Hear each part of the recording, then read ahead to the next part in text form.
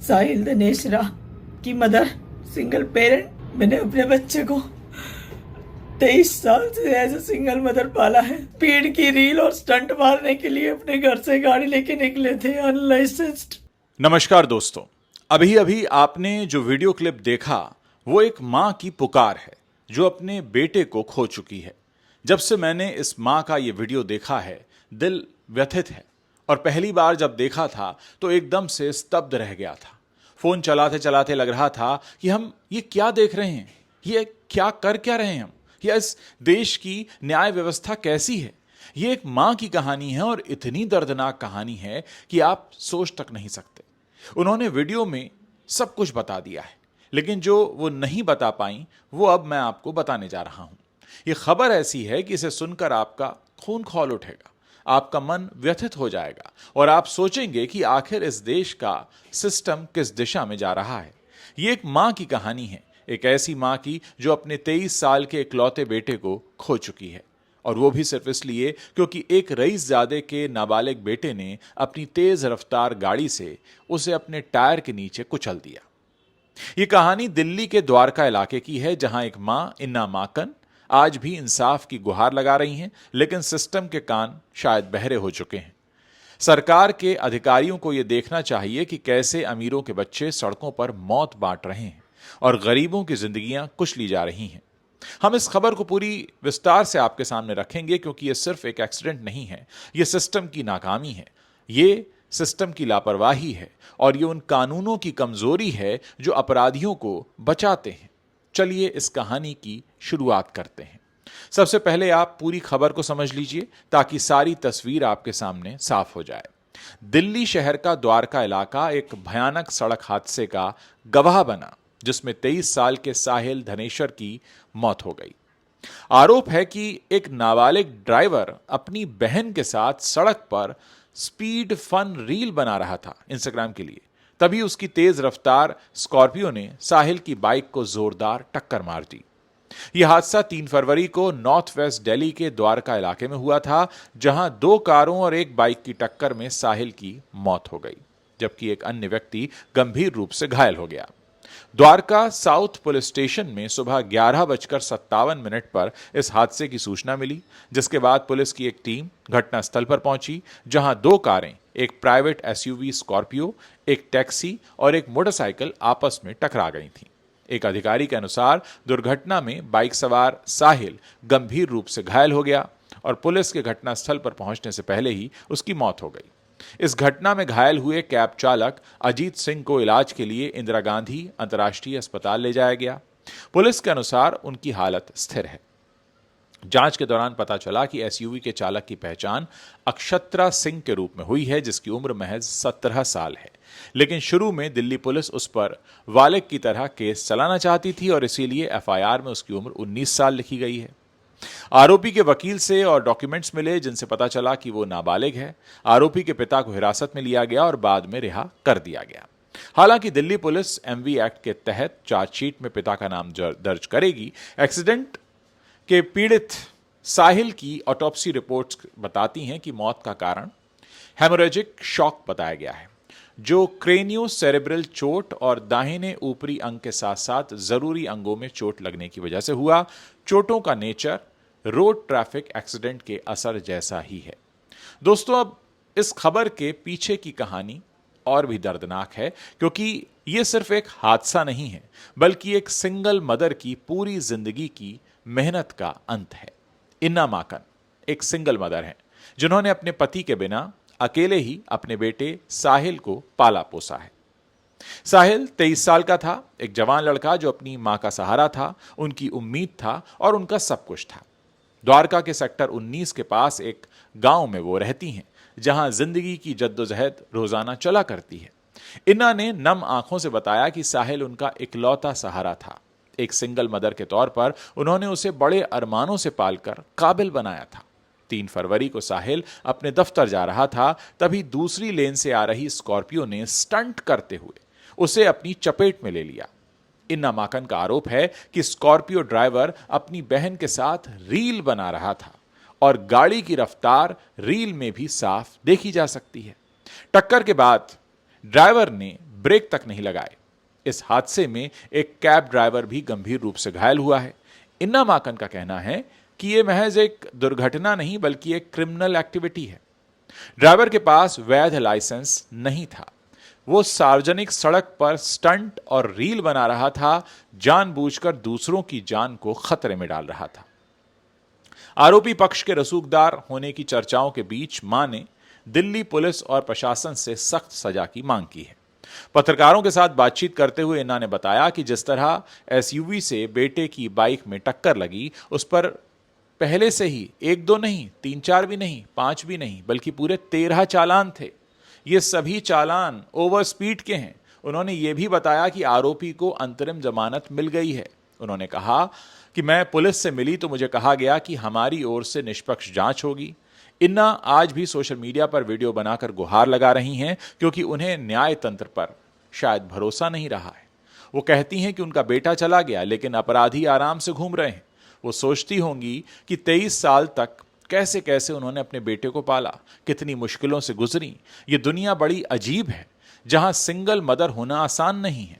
रोज की कमाई, घर चलाना, बेटे को पढ़ाना लिखाना, सब कुछ अकेले किया और एक दिन वो बेटा चला गया। वो भी इस वजह से क्योंकि किसी को रील बनानी थी, किसी को बेखौफ होकर गाड़ी चलानी थी। ये दर्द सोचकर ही दिल बैठ जाता है दोस्तों। इन्ना की ये कहानी हर उस मां की कहानी है जो अकेले संघर्ष करती है और सिस्टम उसे न्याय के लिए तरसा देता है। अब बात करते हैं रईसजादे के फैलते आतंक की, क्योंकि हादसा सिर्फ एक गलती नहीं है बल्कि अमीरों के बच्चों की लापरवाही का नतीजा है। आरोपी अक्षत्रा सिंह, जो कि एक रईस परिवार से ताल्लुक रखता है, अपनी बहन के साथ सड़क पर फन रील बना रहा था। ये रईसजादे सड़कों को अपना प्लेग्राउंड समझते हैं जहां वो स्टंट करते हैं, तेज रफ्तार से गाड़ियां चलाते हैं और दूसरों की जान को खतरे में डाल देते हैं। स्कॉर्पियो की रफ्तार इतनी तेज थी कि टक्कर के बाद ब्रेक तक नहीं लगाए गए। आरोपी के पास वैध ड्राइविंग लाइसेंस नहीं था और वो नाबालिग भी था। उसके पिता, जो कि एक बड़े ट्रांसपोर्ट व्यापारी हैं, उन्होंने उसे ऐसी पावरफुल गाड़ी दी जो उनके नाम पर रजिस्टर्ड थी। ये आतंक है जहां अमीरों के बच्चे कानून को ठेंगा दिखाते हैं, सड़कों पर कत्लेआम मचाते हैं और फिर रसूख के दम पर बच जाते हैं। देश भर में ऐसे दर्जनों केस हो रहे हैं दोस्तों, जहां रईसजादे लग्जरी गाड़ियां चलाते हैं, स्टंट करते हैं, शराब पीकर ड्राइव करते हैं और गरीबों की जिंदगियां छीन लेते हैं। याद कीजिए पुणे का पोर्शे केस, जहां एक रईसजादे के नाबालिग बेटे ने अपनी लग्जरी पोर्शे कार से 2 युवाओं को कुचल दिया। वो 2 युवा सॉफ्टवेयर इंजीनियर थे। 24 साल के आसपास की उम्र थी उनकी, अनीश अवधिया और उनकी दोस्त। वो लड़का नशे में था, लेकिन जज ने पहले तो सिर्फ 300 शब्दों का उनसे निबंध लिखवाया। हंगामा मचा तो जुवेनाइल जेल भेजा गया, लेकिन जमानत मिल गई। ये कानपुर का लैम्बोर्गिनी केस, जहां तेज रफ्तार लैम्बोर्गिनी ने कई लोगों को टक्कर मारी, लेकिन आरोपी को तुरंत जमानत मिल गई। ये रईसजादों का आतंक है जो सड़कों को मौत का मैदान बना रहा है और सिस्टम शायद उन्हें बचा रहा है। द्वारका केस में भी यही हुआ, जहां अक्षत्रा सिंह ने स्टंटबाजी में साहिल की जान ले ली और जब बोर्ड एग्जाम के बहाने अंतरिम जमानत पर वो बाहर है। आखिर ये आतंक का दौर कब रुकेगा? गाड़ी के चालान के बारे में भी आपको बताते हैं दोस्तों, क्योंकि ये दिखाता है कि लापरवाही कितनी पुरानी थी। इन्ना माकन ने पत्रकारों से बातचीत में बताया कि जिस स्कॉर्पियो से उनके बेटे की बाइक में टक्कर लगी, उस पर पहले से ही 13 चालान थे। ये सभी चालान ओवर स्पीड के हैं, मतलब गाड़ी पहले भी कई बार तेज रफ्तार में पकड़ी गई थी। लेकिन क्या हुआ? चालान भरे गए या नहीं, पर गाड़ी तो चलती रही और आखिरकार ये लापरवाही एक मौत का कारण बन गई। ये चालान सिस्टम की चेतावनी थे, लेकिन आरोपी परिवार ने इन्हें गंभीरता से नहीं लिया। दिल्ली पुलिस एमपी एक्ट के तहत चार्जशीट में पिता का नाम दर्ज करेगी, क्योंकि गाड़ी उनके नाम पर थी। लेकिन सवाल यह है कि इतने चालान होने के बावजूद गाड़ी जब्त क्यों नहीं की गई? क्यों उस नाबालिग को वो गाड़ी चलाने के लिए दी गई? ये चालान की कहानी बताती है कि सिस्टम में कितनी खामियां हैं, कितनी कमियां हैं, जहां चेतावनियां तो दी जाती हैं लेकिन एक्शन नहीं होता। इस बेबस मां ने क्या कहा वो भी आपको जरूर जानना चाहिए, क्योंकि उनकी बातें दिल को छू जाती हैं। इन्ना माकन ने वीडियो में और मीडिया से बातचीत में कहा कि साहिल उनका इकलौता सहारा था, उन्होंने बड़े अरमानों से उसे पाला। वो कहती हैं कि यह दुर्घटना नहीं, क्रिमिनल एक्टिविटी है, क्योंकि ड्राइवर स्टंट कर रहा था, रील बना रहा था, उसने ब्रेक नहीं लगाए। वो दिल्ली पुलिस और प्रशासन से सख्त सजा की मांग कर रही हैं। पुलिस से मिलने पर उन्हें निष्पक्ष जांच का आश्वासन तो मिला है, लेकिन आरोपी को जमानत मिल चुकी है। वो कहती हैं कि अपराधी बाहर घूम रहे हैं जबकि उनका बेटा इस दुनिया से चला गया। उनकी चीखें सिस्टम पर सवाल उठा रही हैं। आखिर हमारी व्यवस्था कब सुधरेगी? दुर्घटनाओं में हो रही मौतें कब थमेंगी? कब एक मां को यह नहीं कहना पड़ेगा कि बेटा तू भारत छोड़कर कहीं और चला जा? उनकी ये बातें हर मां की व्यथा कहती हैं। बार बार हो रही ऐसी घटनाओं पर सरकार चुप क्यों है? क्यों ऐसे कानून नहीं बनाए जा रहे जो नाबालिगों को गाड़ी चलाने से रोकें? क्यों अमीरों के बच्चे सड़कों पर कत्लेआम मचा रहे हैं और सजा के नाम पर सिर्फ जमानत मिल रही है? हमारी संसद में बैठे सांसद, प्रधानमंत्री, परिवहन मंत्री, इन सबको इस बारे में सोचना चाहिए कि रोड सेफ्टी के नाम पर सिर्फ कैमरा लगाने से काम नहीं चलेगा। कठोर कानून होने चाहिए जहां कोई भी नाबालिग को गाड़ी देने से पहले सोचे। मां बाप को चिंता सताए इस बात की कि कहीं उन्हें आजीवन कारावास ना हो जाए, क्योंकि जब तक ये डर नहीं होगा तब तक ऐसे हादसे रुकेंगे नहीं। क्यों इतनी आसानी से ऐसों को जमानत मिल जाती है? क्यों नाबालिग होने का फायदा उठाकर ये बच जाते हैं? सरकार को जवाब देना चाहिए कि क्यों ऐसे लूप होल्स हैं जो गरीबों को कुचलते हैं और अमीरों को बचाते हैं। हर साल लाखों लोग सड़क हादसे में मरते हैं, लेकिन सरकार सिर्फ आंकड़े बताती है। प्रधानमंत्री विकसित भारत की बात कर रहे हैं। वो विकसित भारत कैसा होगा जहां गरीबों को न्याय नहीं मिलेगा? सड़कों पर हाईवे बनेंगे लेकिन सेफ्टी के लिए कोई इंतजाम नहीं होंगे। रेप केस में तो कानून सख्त हुए हैं, निर्भया के केस के बाद बदलाव आए हैं, तो अब रोड एक्सीडेंट्स में ऐसे बदलाव क्यों नहीं? नाबालिगों को गाड़ी देने पर आजीवन कारावास की सजा क्यों ना हो? लापरवाही से ड्राइविंग पर उम्र कैद? क्या यह सवाल सरकार को पूछने की जरूरत है? संसद को बिल लाना चाहिए, रोड सेफ्टी एक्ट में संशोधन करना चाहिए, जुवेनाइल जस्टिस एक्ट में बदलाव होने चाहिए जहां मौत के केस में बालिग जैसी सजा हो।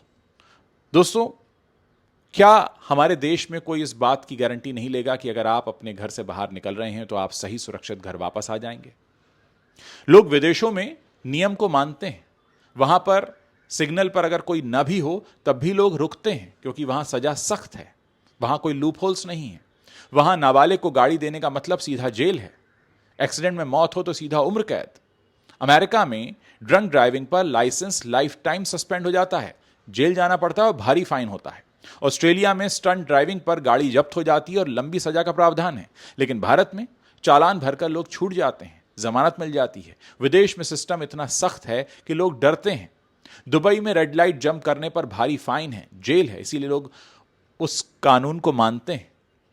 सिंगापुर में रोड सेफ्टी लॉ इतने टाइट हैं कि एक्सीडेंट रेट वहां बहुत कम है, लेकिन भारत में हर रोज मौतें हैं क्योंकि कानून कमजोर है। सरकार को पश्चिमी देशों से सीखने की जरूरत है, सख्त कानून लाने की जरूरत है, तभी रईसजादों का आतंक रुकेगा और माएं खुद को सुरक्षित महसूस करेंगी।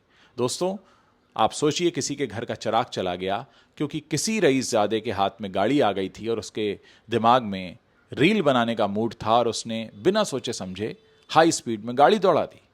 इसकी जिम्मेदारी कौन लेगा? और उस गाड़ी पर 13 चालान हो चुके थे, यानी उसे इस बात का कोई डर नहीं था कि ऑलरेडी 13 बार चेतावनियां मिल चुकी हैं।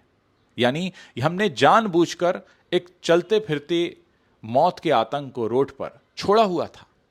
वाकई ये बातें बहुत हैरान करती हैं, चिंता बढ़ाती हैं। मैं चाहता हूं कि आप लोग इस पर अपनी जो भी राय रखते हैं वो इस वीडियो के नीचे कमेंट सेक्शन में जरूर लिखकर हमें भी बताएं।